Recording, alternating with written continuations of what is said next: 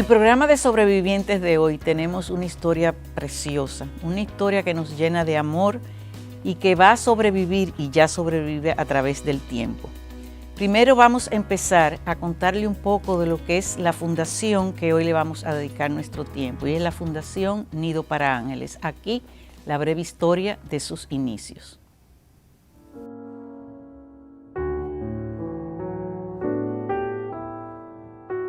La Fundación Nido para Ángeles nació por la experiencia propia de un grupo de madres y padres que vivimos la experiencia de tener un niño con parálisis cerebral. Cuando un padre le indican que nació tu hijo y que viene cargado quizás de un problema o de una condición diferente. Aquí hemos estado como en familia. La fundación le brinda, además de las terapias, que son muchas, lo que no recibí en otro lugar. El niño ha avanzado en esos 6 años, podríamos decir que un 90% de lo que avanzó en el otro lugar, porque solamente le daban una terapia. Hemos creado un gran nido, por eso Nido para Ángeles, donde tenemos un programa de desarrollo integral que le damos no solamente terapias, las terapias convencionales que todo el mundo pues conoce, sino también un programa que desarrolla también una parte educativa, una parte de crecimiento familiar, una parte de incidencia a la sociedad y principalmente que esto sea escrito para que sea replicable, para que otros lo puedan llevar, para que más se beneficien de que sus hijos y sus hijas tengan realmente una oportunidad de desarrollo.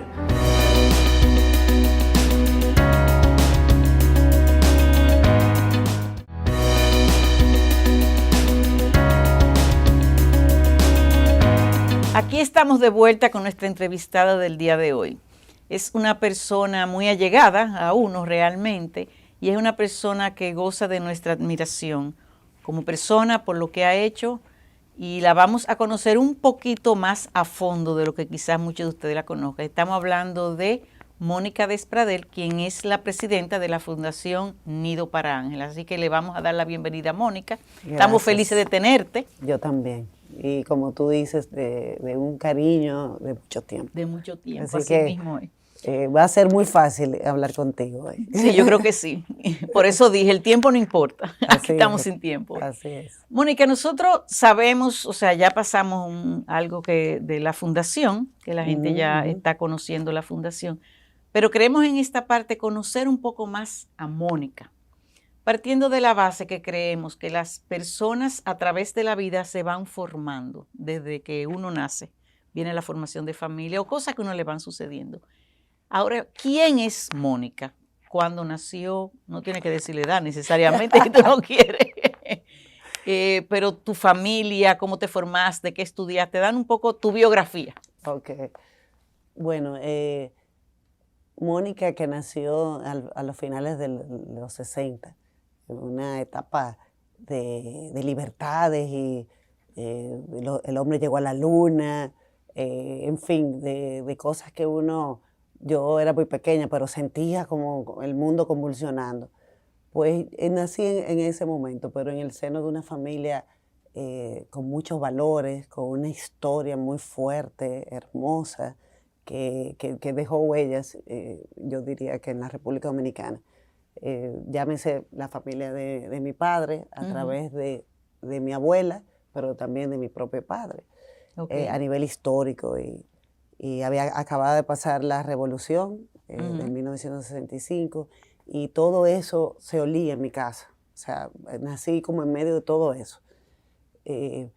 Muy familiar, como muchas tradiciones muy fuertes. Mi familia, recuerdo que se reunía todos los sábados y el que faltaba eso, mi abuelo lo ponía en la lista negra. Y era tan agradable crecer así porque eso yo pienso que la base de todo ser vivo es tener, valga la redundancia, una buena base. O sea, es como las casas, que si no tiene una buena estructura, pues se te cae. Pues así es la vida.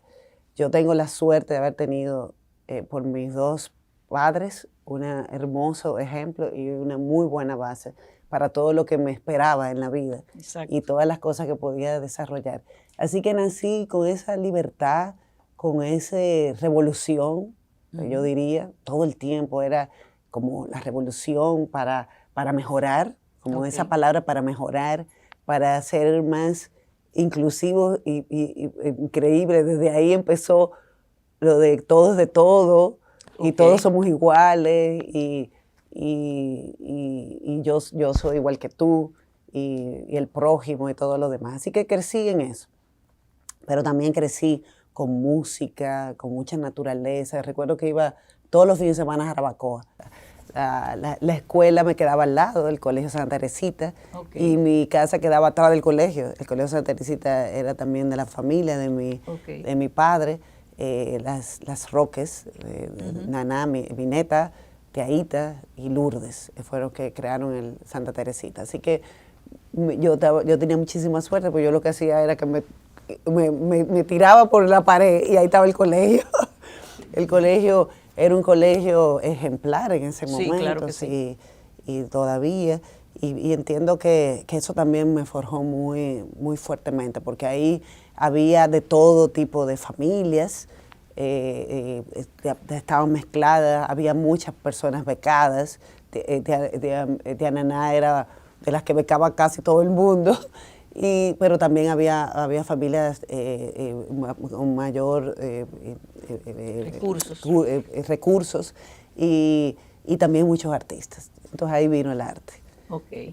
Recuerdo que doña Clarena Ramírez tenía una casa frente a mi casa también, y yo de chiquita me ponía a ver a las bailarinas bailando. Yo tengo dos familias que fueron bailarinas, Ingar Despradel. ¿Ingar es familia tuya? Sí. Ah, bueno, sí, qué tonta tú y yo, sí, mira el apellido. Todos los Despradel. Sí, ya. Hay veces que a veces no conozco, digo, tú eres Despradel, tú eres familia mía, ¿no? ¿De qué tío, de qué primo? No sé, pero eres familia, porque los Despradel todos somos familia. Pero Ingar sí, no, Ingar era cercana, obviamente. También Lourdes Ramírez, claro, que viene ya también de la parte de mi padre. Y de la parte de mi madre, aunque no hay un artista en sí, eran también muy, muy conocedores de la música clásica y de la historia, de las artes y demás. Así que crecí en medio de revoluciones y artes. Pero qué lindo. Sí, y para mí yo vivía como en un mundo mágico, porque eso me atraía mucho de pequeña. Era definitivamente artista de chiquita. Entonces tú te desarrollaste en el ballet, ¿fue? O sea, la parte del arte que te fuiste fue el ballet. Sí. Ahí, como te dices, es una carrera que necesariamente empieza de pequeña, no necesariamente, porque hay muchas historias que han empezado de grande, pero por lo menos para el ballet clásico es necesario empezar pequeña, porque la danza clásica es muy estricta, y si tú lo empiezas ya a los 18, 19, no, tiene que ser conjunto con tu bachillerato. O sea, tienes que ir ahí, porque si no, tu cuerpo se forma ya mujer, y ya es muy difícil tú poder lidiar con la disciplina del ballet clásico. Eso no quiere decir de otras danzas, pero sí del ballet clásico. Y yo empecé fue con ballet clásico, la estructura. Yo pienso que el ballet me ha dado todo, me ha dado la disciplina, el coraje, la fuerza de física y mental también, porque se necesita mucha concentración, mucho empuje y mucha seguridad para tú salir a un escenario y enfrentarte con todo aquello que tiene que ver con técnica, pero también tiene que ver con proyección. Entonces yo pienso que el ballet, mi carrera de danza me ha hecho lo que soy realmente. No, la verdad que sí, desde pequeña muchas cosas te han hecho, porque eso de también haber crecido en un hogar revolucionario, vamos a llamarlo. Sí, totalmente. Que no era lo común. Sí. Sí te formó. Y en esa época, el yo ver que mi papá quizás lo buscaban o llegaban de repente a las 6 de la mañana a hacer un allanamiento en mi casa. Y eso era orgullo, lo que nos daba era orgullo. O sea, mira qué raro, que claro. todo lo contrario a los tiempos de ahora. Era mi madre, era una mujer, y es una mujer súper trabajadora, solidaria, fuerte también en sus decisiones. Para ti, el mayor ejemplo de tu vida, o sea, si tú dices así, el mayor ejemplo que yo he tenido es de Yo diría definitivamente mi padre y mi tu madre. papá y tu mamá. Sí. O sea, definitivamente. Sí. Sí, sí. Esos son mis mayores ejemplos. Ok. Vamos a una breve pausa, volvemos ahora mismo y seguimos con la entrevista.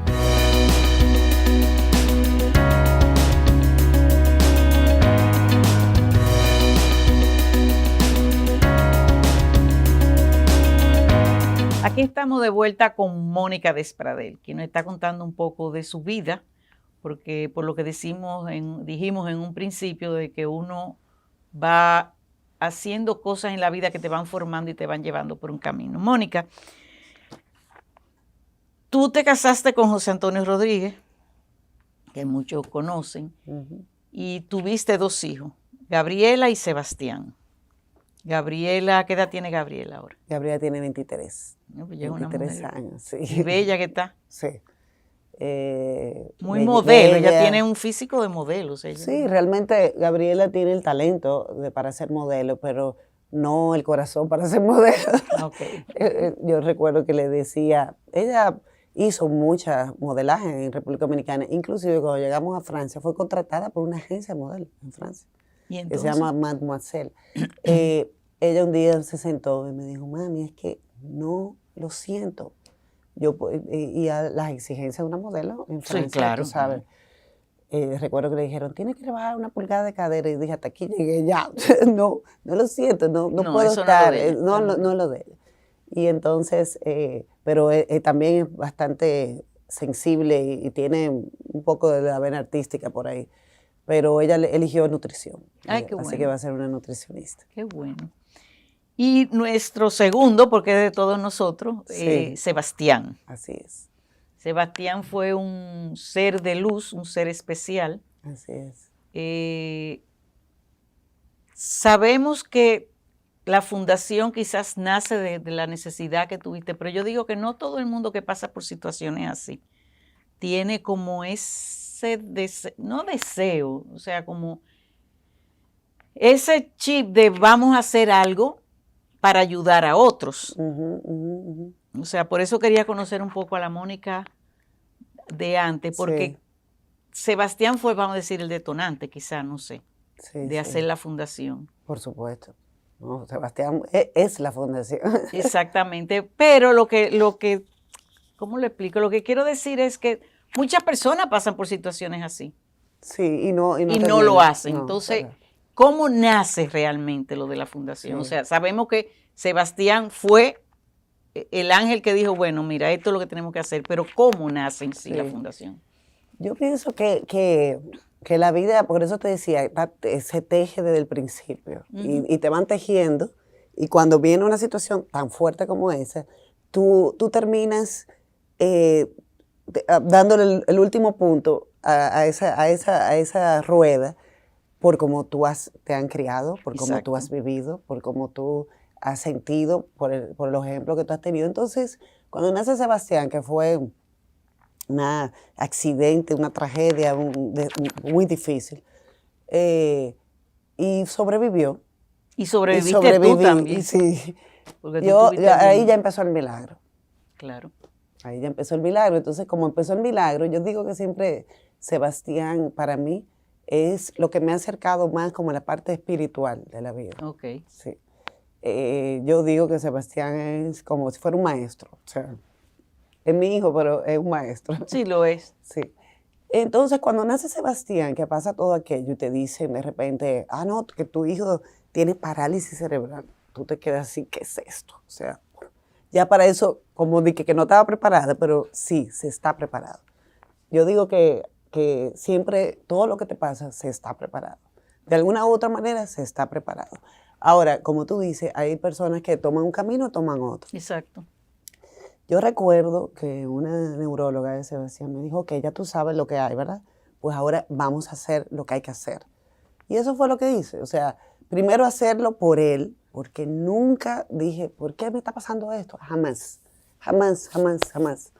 Porque yo había tenido una vida llena. Claro. Yo había bailado fuera, había vivido 10 años bailando en Argentina, en Washington, en Cuba, en Venezuela, en España. Estuve representando mi país, haciendo lo que yo quería. Tuve una familia buenísima, un matrimonio que empezaba con mucha entusiasmo, una hija apareció. O sea, yo tenía todo. Entonces ahora nunca dije, ¿por qué a mí me está pasando esto? Nunca.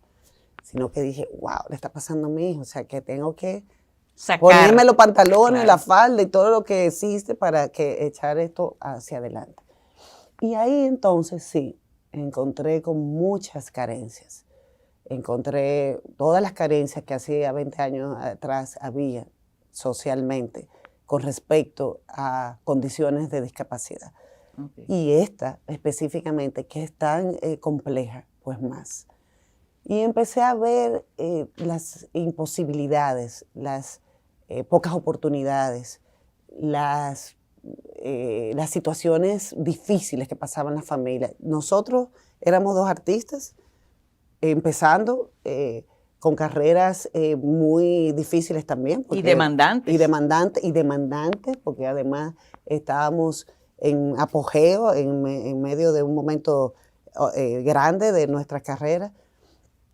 Pero tampoco son carreras que dejan mucho. Entonces, yo estaba pasando trabajo, nuestra familia estaba pasando trabajo, pero cuando yo miraba a mi alrededor decía, ¿pero cómo hacen? O sea, ¿cómo se hace la gente? ¿Cómo la gente puede enfrentar una situación como esta emocionalmente, pero también a nivel de programa, de atención, de servicio? Porque en ese momento no había nada. Simplemente ustedes para Sebastián tenían una persona que iba a la casa y le daba... Sí. O sea, habían, pero no era especializado. Exacto. Porque, por ejemplo, siempre toda la vida está la Asociación de Rehabilitación, que es espectacular. Pero la Asociación de Rehabilitación es un abanico que atiende a rehabilitar a muchas discapacidades. Pero en estos casos así, ¿cómo iba a estudiar? ¿Cómo iba a progresar? ¿Cómo iba a cumplir todos sus derechos? ¿Cómo le iba a dar un programa que no empezara y terminara a los 5 años? Que casi todos los programas eran hasta los 5 años. Ya después de ahí tú tenías que buscarte. Entonces, hasta los 5, o sea. Sí, casi siempre las atenciones se daban como hasta los 5 o 6 años. Ya después de ahí, pues eran por cupo, terapias y cosas así. Tenía terapias en mi casa. La cuestión es que tuve la suerte de poder ir a Cuba y a Francia. Casualmente fui a Francia con Sebastián, Okay. Para que tú veas cómo es la vida. Después terminé con él en Francia, claro. Y ahí terminó él su vida. Pero fui a Francia y los dos sitios me dijeron lo mismo. Lo que usted tiene al frente, usted tiene que enfrentarlo todos los días en su país, porque esto no es una operación, no se salva con una operación, es una condición permanente. La parálisis cerebral es una condición permanente, pero no progresiva. O sea que como no es progresiva, porque no es una enfermedad, entonces claro que se puede hacer muchas cosas, muchísimas cosas, y más en niños con parálisis cerebral moderada, porque en el caso de Sebastián era fuerte, pero hay muchos niños que tienen una parálisis moderada, porque le afectó el cerebro solo en alguna parte. A Sebastián le afectó en muchas partes. Entonces ahí dije, wow, tengo que hacerlo en mi país. Perdón que te interrumpa. Yo sí recuerdo una vez que fuimos a la casa de ustedes, que tú me dijiste algo que nunca se me olvida. No, esto es lo que él haga el día a día, es una celebración. Así es. Eso me recuerdo clarito que tú me dijiste. Y de cómo va el niño, me dijo, no, Nelly, lo que él haga, si hoy pestañó, eso es una celebración. Así porque es algo que no pensábamos que lo íbamos a hacer. Exactamente. Pues sí, ese era Sebastián, el niño más severo, o sea, severo, porque en la fundación que estamos atendiendo ahora 124 niños, tú puedes ver 30 quizás con las condiciones de Sebastián, pero hay otros que tienen muchísimo más posibilidades de independencia que lo que tuvo Sebastián. Pero Sebastián nació con muchos minutos que le faltó oxígeno y por lo tanto era severo. O sea que cualquier cosa que él pudiera lograr era un gran paso. Un gran paso. Y esa es nuestra filosofía en la fundación. En nuestra fundación no es celebrar los grandes logros, sino los logros que nos trazamos pequeños, y con cada uno individual. Cada programa que nosotros hacemos, pues los agrupamos dependiendo de su condición y tenemos objetivos específicos para cada niño. Y eso lo aprendimos obviamente con el tiempo. Pues ahí empezamos, dijimos, aquí hay que hacer una fundación. ¿Cómo vino todo eso? Vino llegando. Aquí hay que hacer una fundación para ofrecer un servicio integral, porque sin un servicio integral estos niños no echan para adelante, no funciona. Entonces, bueno, decidimos crear la Fundación Nido para Ángeles.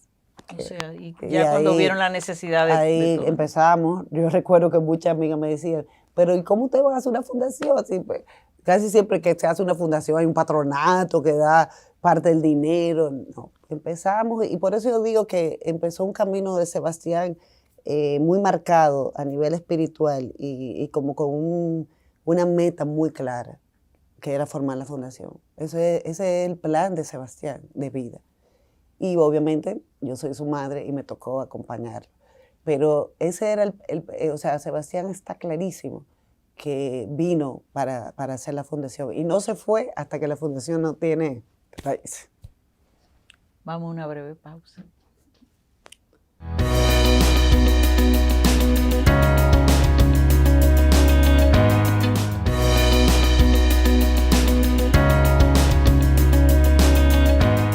Mónica, hay algo que te estaba diciendo fuera de cámara.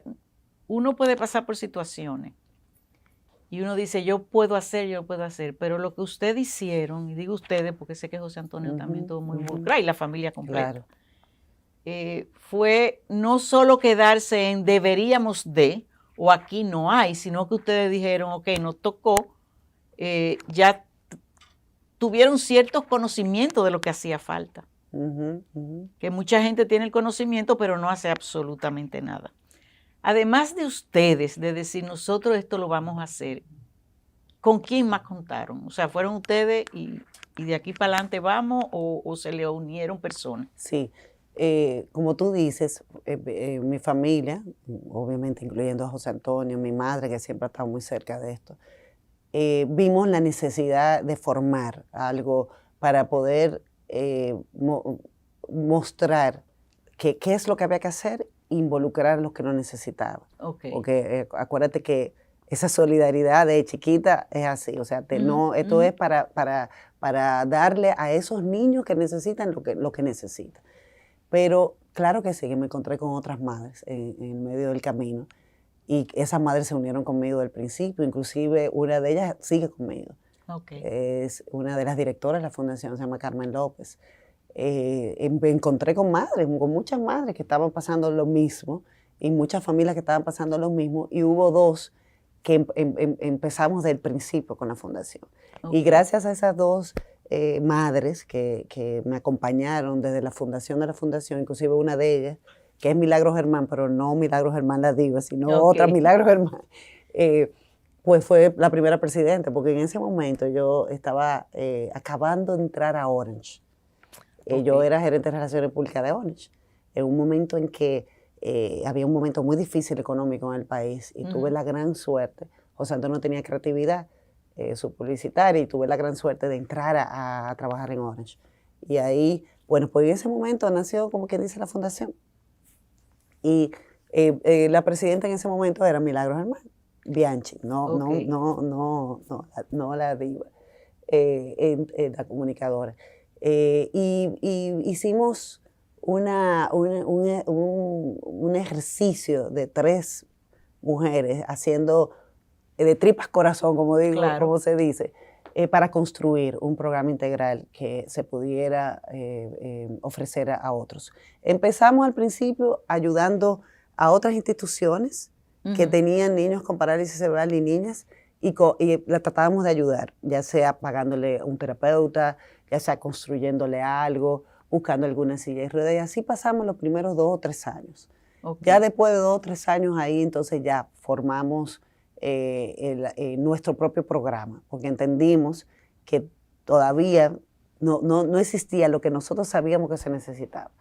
Bueno, y ahora, si tú vas a la fundación, el programa integral de que se da en la Fundación Nido para Ángeles es un programa que está a la altura de cualquier mundial. O sea, nosotros tenemos un programa realmente muy exitoso. que tiene muchos resultados con los niños y niñas. Por lo tanto, no nos equivocamos en ir por ese camino. Es un camino difícil porque tener un programa integral significa que tú vas a impactar a esa familia en 360. O sea, eso te iba a preguntar, que no es solamente el niño, es el apoyo que necesita la familia y enseñarle a esa familia cómo manejar al niño. Exactamente. Nosotros, nuestra misión es mejorar la calidad de vida de niños y niñas y jóvenes con parálisis cerebral y sus familias. Y por lo tanto, no se puede obviar a la familia en un proceso como ese. Que no. Porque entonces, nosotros tenemos un programa dentro de ese programa que se llama Crecimiento Familiar. Entonces tenemos psicólogos y trabajadores sociales que trabajan con la familia a nivel psicológico, pero también capacitación, o sea, para que comprendan primero la condición de su hijo y después cómo manejarlo. También para destrezas de ellas mismas, talleres, para poder echar para adelante, cosas financieras para que ellas sepan cómo mover sus finanzas, acompañamiento, como te decía, psicológico, visitas domiciliarias. ¿Ustedes hacen eso? Sí, visitas domiciliarias. Nuestro 90% de la población es vulnerable económicamente, o sea, clase extracto social bajo. Gracias a Dios, digo yo, porque estamos ayudando más a los que más lo necesitan. Claro que sí. Eso no quiere decir que estamos cerrados, porque todo niño, niña o joven con parálisis cerebral necesita un programa como el que tiene la Fundación. ¿Y la gente que va a la Fundación tiene que pagar, o sea, o paga de acuerdo a sus ingresos? Bueno, por eso te decía, el 90% es clase vulnerable. Por lo tanto, le tenemos lo que se llama, como dice una de nuestras directoras, que el derecho tiene un deber. Exacto. Y no se dice que, o sea, no es que le cobramos, es que tu derecho tiene un deber. Y le cobramos 100 pesos mensual, como una forma de tú... de ayudar a otro también. No, ayudar a otro con 100 pesos no va a ayudar a otro. No, pero muchos 100 pesos. Sí, pero eso es como tu cupo. Es como tú tienes todo aquí, pero yo te voy a decir todo. Y entonces, eso es al 90%. Hay unos 10% que sí depende de su extracto social, pues se le cobra, pero nunca, jamás. Yo estuve en situaciones que yo pagaba 15,000 pesos mensuales por mi hijo en sitios privados. Claro. Aquí en la Fundación, el que más paga 1,500 pesos, o sea, y eso es el 10%, es un extracto muy, muy pequeño. ¿Y por qué tú dirás? Porque mucha gente dice, ¿pero por qué? Bueno, porque en la situación de una condición como esta es muy costosa. Claro. Porque lleva atenciones especiales. Los médicos tienen que ser especialistas en cada uno de sus temas. Las medicinas casi nunca le incluyen los seguros, porque son medicinas continuas que impactan el sistema nervioso y los seguros son limitados. El que tiene un seguro bueno, pues sí, pero la mayoría no lo tiene. Entonces, tienen muchos gastos. Las camas son de posiciones. Para bañarlo tienen que tener cosas especiales.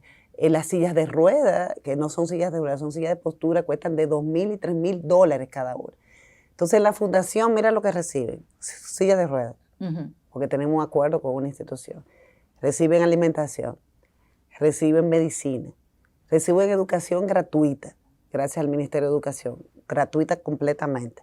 La parte de medicina física y rehabilitación se da pasando los seguros, pero la parte que del seguro le toca a la familia no lo paga, sino que el seguro paga la parte del seguro, pero la Fundación no cobra a la familia.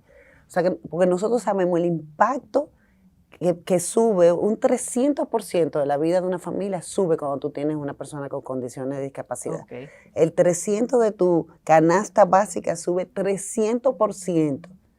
300% ya estudiado y evidenciado. Entonces, obviamente que se impacta económicamente una familia muy fuertemente. Entonces, nosotros en la Fundación lo que tratamos es de minimizar ese impacto para que esa familia pueda ser productiva, pueda ser feliz y pueda ser... ¿Cuántos niños tienen ustedes actualmente? Nosotros ahora mismo tenemos 124 niños, niñas y jóvenes. Que van a la Fundación. En el programa, vamos a decir, escolar rehabilitador. Exacto, sí. exacto. Ese programa ahora, obviamente, está ahora, la parte de educación está siendo virtual, obviamente, pero la parte de rehabilitación está siendo presencial, con todos los protocolos y todas las cosas, pero no hay manera de que no sea ya presencial, porque los niños estaban echando para atrás, o sea, estaban contracturando. Eso te iba a decir, Claro. que en esta situación tú no puedes dejar que un niño pase No. un tiempo sin hacerle sus No. ejercicios. Así que estamos recibiéndolo, lamentablemente no con la continuidad que queremos, por la cuestión de la distancia, del protocolo. Nosotros recibíamos 40 niños por la mañana y 40 por la tarde. Bueno, pues ahora más o menos cada 2 horas van 8 niños, de 8 a 9 niños cada 2 horas. O sea que en el día puede llegar a haber 40 en el día. O sea que lo que hace mamá es interdiario. Usted viene los lunes, ellos el otro van lunes. una vez a la semana, como mucho 2, en vez de ir 4 veces a la semana como iban antes. Pero en esos casos las familias sí le enseñan, o sea, que en su casa usted le puede hacer estos ejercicios, o sea, Sí, las familias se van más o menos preparando. Sí, ellos tienen, como te digo, tenemos clases virtuales, o sea, que ellos se conectan todos los días. Yo diría que casi toda la familia, tenemos 2 o 3 con situaciones de conectividad, pero yo diría que la mayoría, a pesar de sus circunstancias socioeconómicas, para que se conectan, porque casi todo el mundo se conecta. Ahora Claro que el celular, o sea que hemos tenido mucha buena conectividad con la familia a nivel de las clases. Pero a nivel de terapias, sí, no, es muy difícil, que la familia tiene una guía, nosotros le damos una guía y ellos la hacen en la casa, pero la terapia como tal, lo tienen que hacer los especialistas, porque la terapia no es riesgosa que la haga un padre. Pero sí, ellos tienen una guía de juegos o de estímulos o cosas así. Pero nada, esto surgió y ha llegado lejos, muy lejos, y como te digo, Sebastián estuvo ahí hasta que supo que digo yo, la vida es así, hasta que supo que estaba con buenas raíces. Esto ya es un centro del país, es un centro que tiene muchos aliados importantes, entre ellos el Ministerio de Educación, que sin ellos no pudiéramos tener muchas de las cosas que tenemos. Eso te iba a preguntar, Sí. ¿cómo ha sido la ayuda que han Sí. recibido? Nosotros firmamos un acuerdo en el 2015 que yo digo que es histórico, que será histórico. Quizá ahora no lo ven, pero ustedes verán después que la vida va a decirte sí. Porque creyeron y creen, obviamente, en lo que estamos haciendo y que puede ser un piloto ejemplo de lo que se puede hacer con estos niños, que tan difícil es involucrarlo, integrarlo en las escuelas regulares. O sea, es muy difícil, no es fácil. Y se necesitan muchos recursos y herramientas específicas para darle un programa realmente completo, porque no es solo la clase o el nivel vamos a decir, de las adaptaciones curriculares y todo lo demás, sino todo lo otro que te digo, la terapia, la atención social a la familia, el seguimiento a sus evaluaciones médicas, porque estos niños regularmente tienen ciertas debilidades de salud. La parálisis no es una condición, no es una enfermedad, pero sí puede afectarte, porque te puede afectar, por ejemplo, tu formación física, y eso te afecta quizá los órganos, si tú estás mal formado, si estás doblado, si no caminas, te puedes enfermar. Tu nutrición, casi siempre tienen problemas de deglución, entonces hay que hacerle terapias de deglución para que puedan tragar bien, porque si no tragan bien, entonces puede haber broncoaspiración, en fin, una serie de cosas que hay que tener pendientes con estos muchachos. Bueno, Mónica, la verdad que voy a decir primero que tú eres ejemplo. Tú eres ejemplo de una persona que por una situación que te tocó, y como tú dices que nunca cuestionaste, has logrado seguir, avanzar y ser ejemplo para muchas personas que pasan por situaciones iguales, mejores o peores o de cualquier índole, de que uno sí puede hacer cosas por el otro. Eres una sobreviviente del amor, que de eso se trata este mes, hablando del amor, sobreviviente del amor al prójimo del amor que tu hijo te dio, que tu familia te da. Y la fundación viene a ser realmente un ejemplo para la sociedad, un ejemplo de inclusión, un ejemplo de que muchas personas se pueden unir, que no solamente se le deja a una persona, como tú dices, ustedes empezaron, pero se le unieron personas. Claro. Y en un momento tú tuviste, o sea, comenzaste a trabajar en la empresa privada, tu esposo también, entonces hubieron personas que dijeron, no, tú sigue que nosotros mientras tanto agarramos la rienda de esto. Exactamente. Entonces realmente es un ejemplo de cuando las fuerzas se unen, Así todo es. lo que se puede Así lograr. es. En nombre de nuestra sociedad, te agradecemos enormemente lo que ha hecho. Yo como amiga de ustedes, realmente siempre, te voy a decir algo, a mí siempre me llamaba tanto la atención. Y recuerdo un día como tan claro, un domingo que fuimos a la casa de ustedes y lo estábamos visitando, que Sebastián, José Sebastián tendría 4 o 5 años, no tenía más de ahí. Y José Antonio estaba sentado en el sillón, me acuerdo así en el estudio, y tenía a Sebastián cargado. Y recuerdo tan claramente cuando José Antonio dijo, Sebastián, llegaron tío Clive y tía Nelly. Y cómo le iba narrando, mira que llegó tío Clive, tía Nelly, nosotros nos acercamos, le dimos un beso, y José Antonio seguía, yo decía, wow, o sea, como un niño que tiene parálisis cerebral, que hasta qué punto entiende o no entiende, siempre fue parte integral de la familia. Así es. Sí, sí, sí. Entonces, eso debe servir también de ejemplo a muchas familias. Así es. Así es. Que no hay familias que tienen una persona que tiene alguna discapacidad o algo y como y que... lo rechaza. Y lo rechaza o entienden de que el otro no va a entender o que hay concho, no quiero que lo vean así. O sea, un sinnúmero de cosas que se tienen en la cabeza que tú sabes cómo es. Sí. Sin embargo, ese día yo lo tengo tan y tan presente y la boda de Nono, o sea, que Sebastián fue parte de sí, totalmente. de todo. O sea, que fue un niño realmente que nació y creció y vivió dentro de una familia querida y amada y sirvió de puente para hacer lo que es hoy Fundación Nido para Ángeles. Así es. Casi siempre pasa así en este tipo de fundaciones, instituciones, que tiene que chocar, tiene que venir como de esa experiencia familiar para poder brindarse completamente. Yo todos los días, veo a Sebastián en la fundación, todos los días. Y cuando yo veo a esas familias, señores, hay mucho que hacer en nuestro país, hay mucho que hacer.